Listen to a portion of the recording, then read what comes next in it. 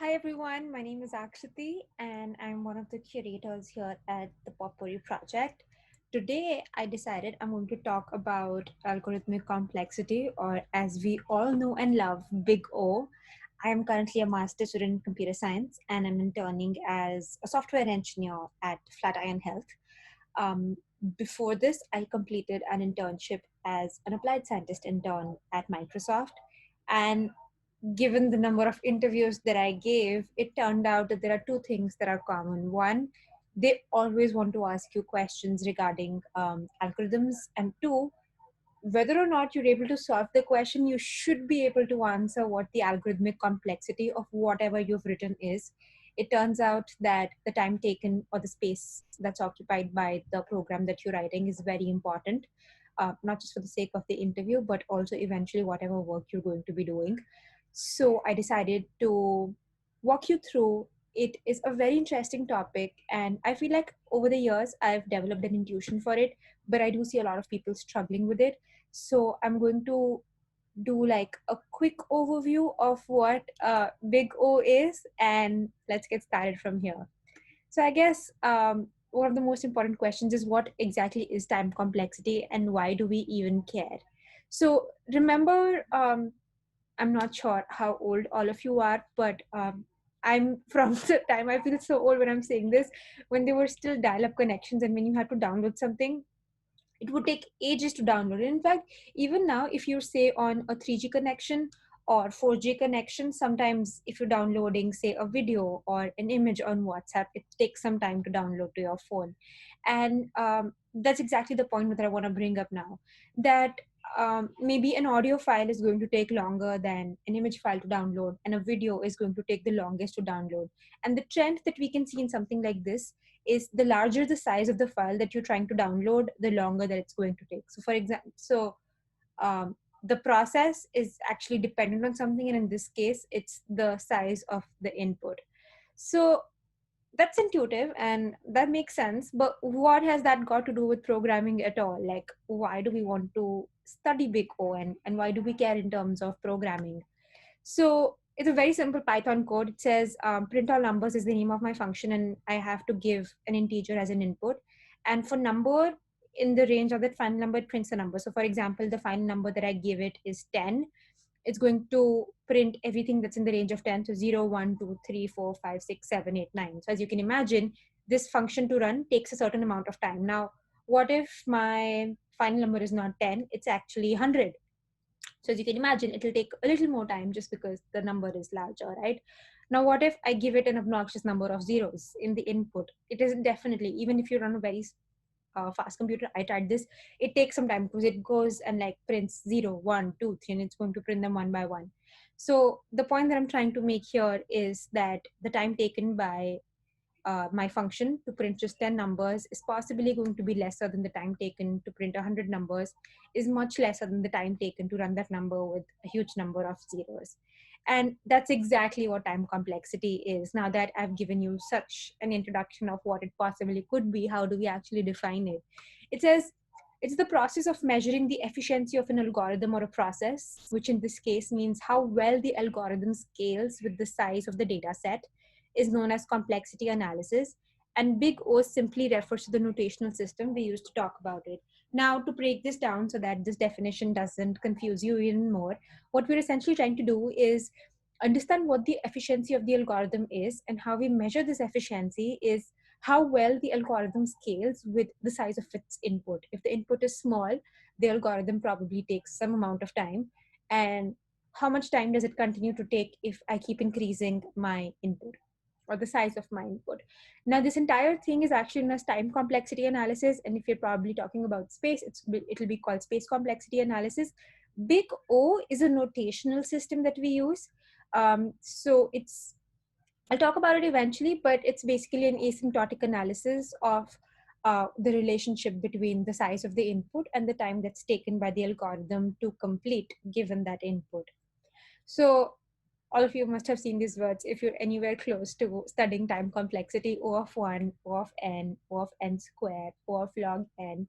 If they intimidate you, it's okay. They intimidated me in the beginning, but the one thing that I'd like to stay on the say on the get-go is that it is so important to practice, and the more you practice, to be very honest, at this point of time, there are a lot of times when I just see a piece of code and I'm able to understand what the complexity might be. And most of the cases, more often than not, you won't have to deal with complexities which are much more complex than this.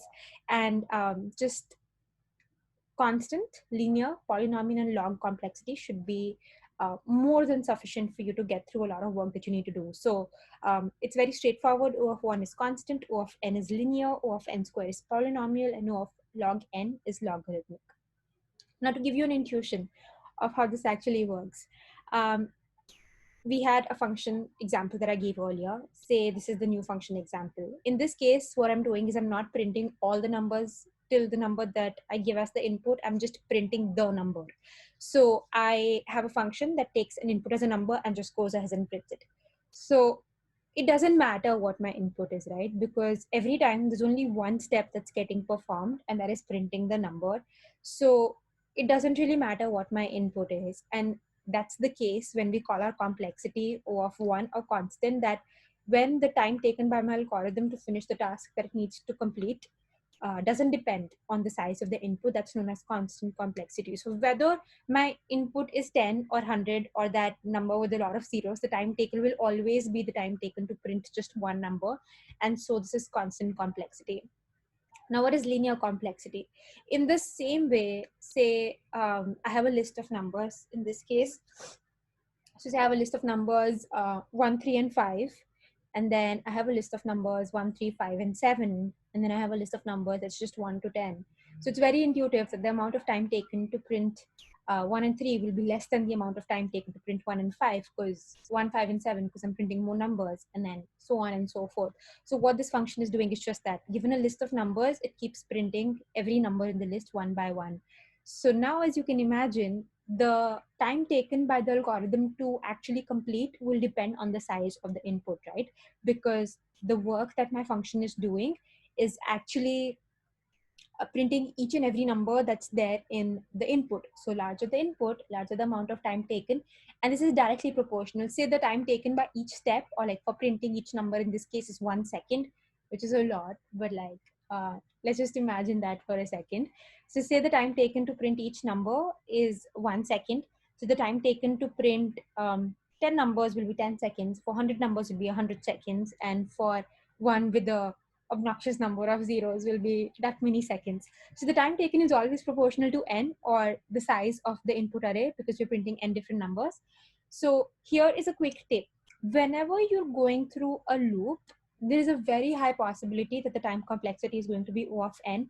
It is not always the case, and I would like you to think about what could be an edge case where even though my input is an array, I have constant complexity and not linear complexity. And if you're able to figure it out, comment down in the comment section, whether you're watching it on IGTV or YouTube, and let's see who gets that. So, but more often than not, if you're going over the entire array, you will have a linear complexity.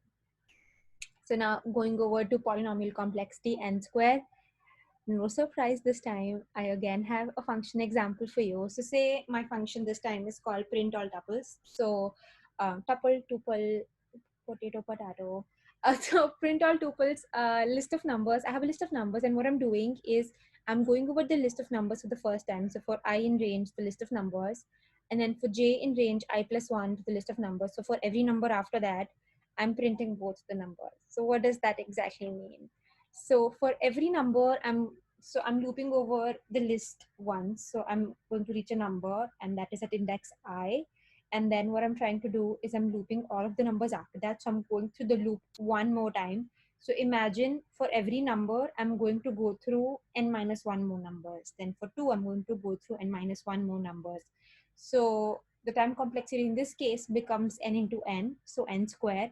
And so an outer loop that runs n number of times, and for every element in the outer loop, the inner loop runs n times again. So the complexity becomes n by n. Normal algebra, nothing too complicated. I have another tip for you here. So whenever you have nested loops, think about polynomial complexity. So in this case, we had two loops, a loop within a loop. So we got n square complexity. There are times when you go through a triple loop. So say you're going through a matrix. So, or like a cube. So you might have I, J, and K as three different indices. And if you're going through um, three different loops, or like different nested loops, then the time complexity might be n cube.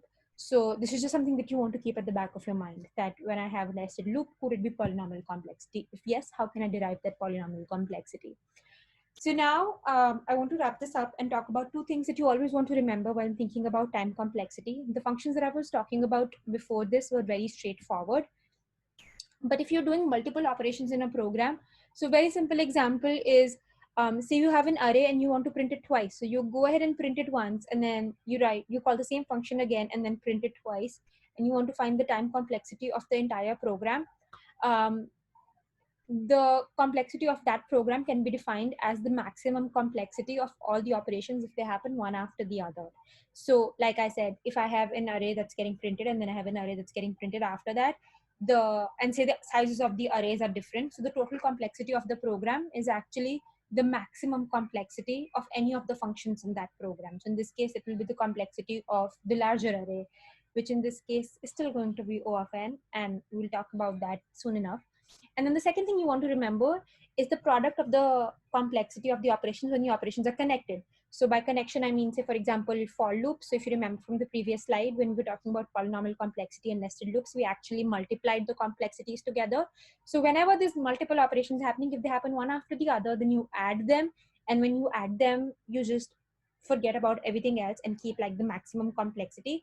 And when they're happening within each other, or the uh, one of the functions depends on the other function, then you end up multiplying them, for example, in a nested loop. The second thing that you want to remember is if there are any constants in the complexity because of what we learned, you just drop them. So I was talking about, what if the size of the array is 2n? What if I'm printing 100 numbers, and what if I'm printing a 200 numbers? So is the complexity O of n and O of 2n where n is equal to 100?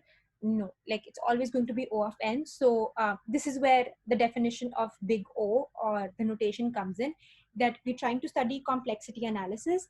And what big O does is asymptotic analysis, where we only care about the worst case scenario and we drop all the constants that are available. So O of n is the same as O of 2n. O of 1000n is also the same as n. So whenever there's constants, drop them. So n plus 3 is O of n. O of 2n is O of n. O of 5x square is O of x square. That's that. And like the reason I wanted to use x square is just to give you a hint that it just doesn't have to be n. It can be any variable, and it's just the size of the input that we're worried about. So that's all from me. I hope this was a quick and helpful overview of Big O. Let us know in the comments below what you think, and if you'd like to see more tech videos and more concepts that we can finish in under 10 minutes, let me know what you'd like to hear about, and I'll be happy to make a video about it. Happy Friday!